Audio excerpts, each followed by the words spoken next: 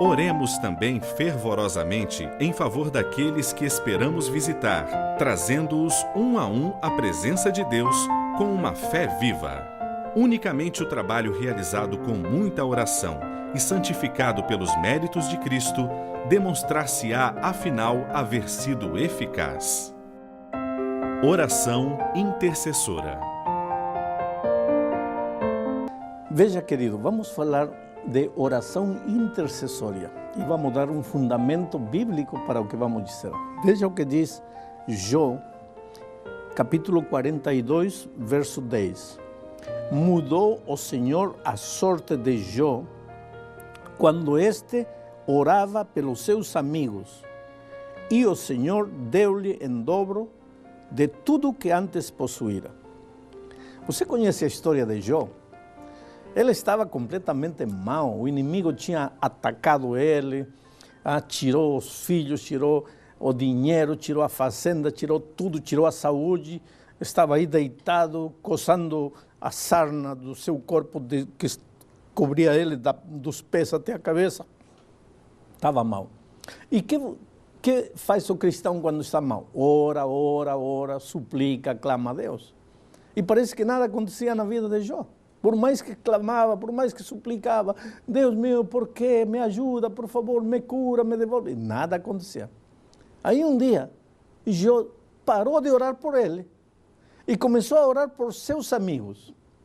E quando está orando pelos seus amigos, mudou, o texto diz, mudou Deus a sorte de Jó. Quer dizer, quando está orando pelos seus amigos, veio a resposta que não vinha quando ele orava por ele. Aqui há uma coisa interessante, extraordinária e maravilhosa. Querido, a oração intercessória é verdade que ajuda a pessoa por quem estamos orando, pero quem mais é beneficiado pela oração intercessória é a pessoa que está orando, e não a pessoa pela qual oramos. Por outro lado, eu quero te explicar por que a oração intercessória. Porque outro dia, alguém me fez a seguinte pergunta: pastor, para que eu vou orar por meu amigo? Ele está drogado e, para remate disso, ele não quer saber nada do Evangelho, nada de Deus, ele já falou para mim, não fala nada de Cristo para mim. Então, para que eu vou orar? Vou fazer uma oração intercessória por ele. Para quê? Não adianta, ele não quer. Adianta sim, querido, e vou te explicar por quê. Veja, Deus deu liberdade ao ser humano. Liberdade, entende? Para ele dizer sim ou para ele dizer não. Para ele abrir o coração a Jesus ou para fechar o coração para Jesus. Deus deu liberdade ao ser humano. Agora veja, o diabo sabe que Deus é um Deus de liberdade.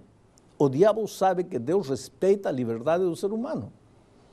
Então, se Deus mandar o Espírito Santo para trabalhar nesse drogado, nesse incrédulo, nesse rebelde que não quer saber nada de Jesus, se Deus mandar o Espírito Santo trabalhar no coração dele, aí o diabo aparece e diz: espera um pouco, Deus.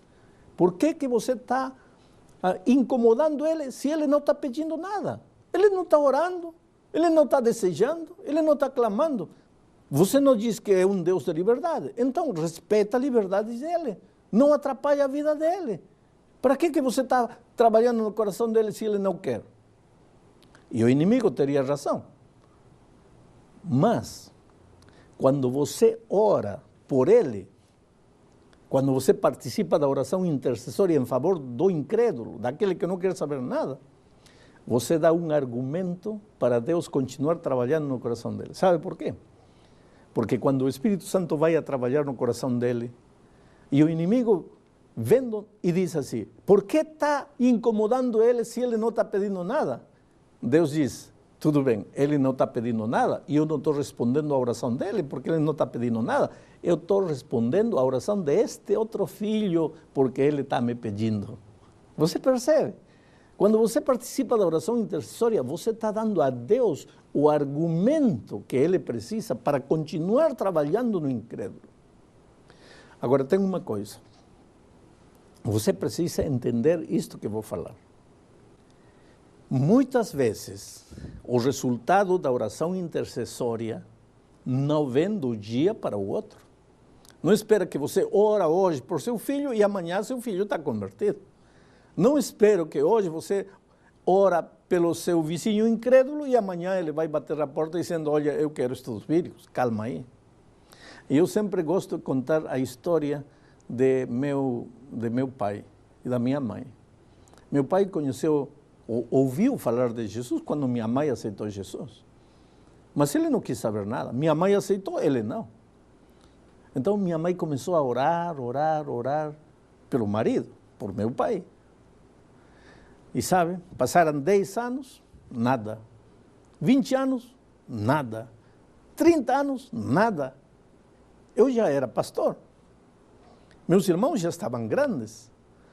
E minha mãe continuava toda a oração, até na oração pela comida, na sua oração devocional pessoal, na oração do culto familiar, ela sempre, Deus meu, toca o coração de meu marido, toca o coração do meu marido. Um dia um irmão meu disse para ela, mãe, para de orar já pelo pai, ele já endureceu o coração. E a minha mãe, Senhor, toca o coração de meu marido, toca o coração do meu marido.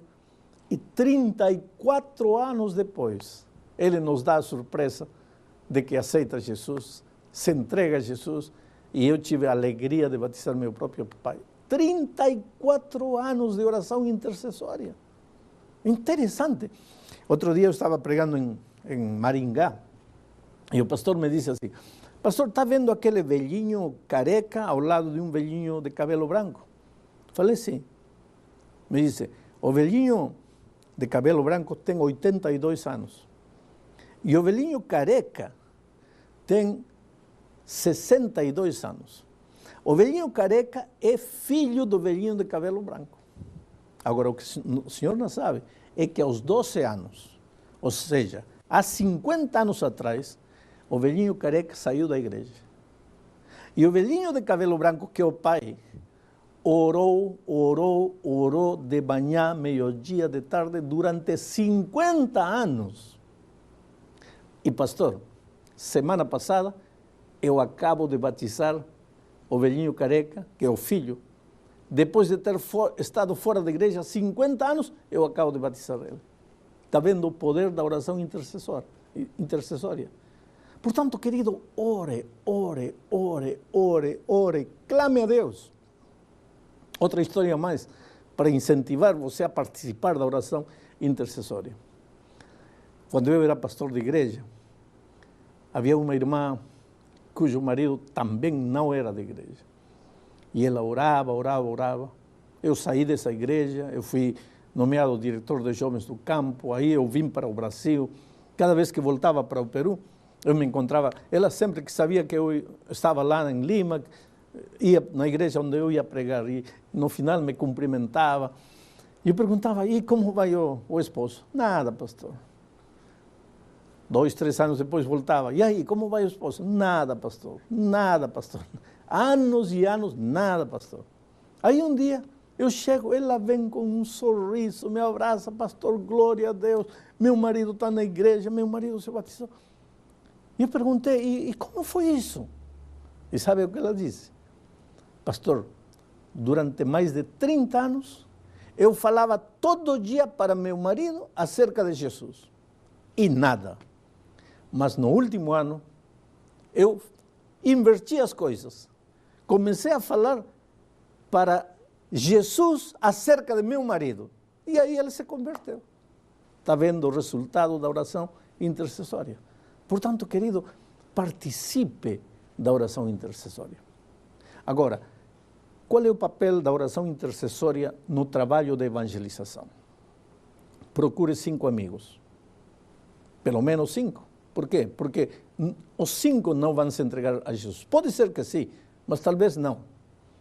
Porque Deus deu liberdade ao ser humano. Mas pelo menos desses 5, 4 vão chegar. 3, 2, 1 vai chegar.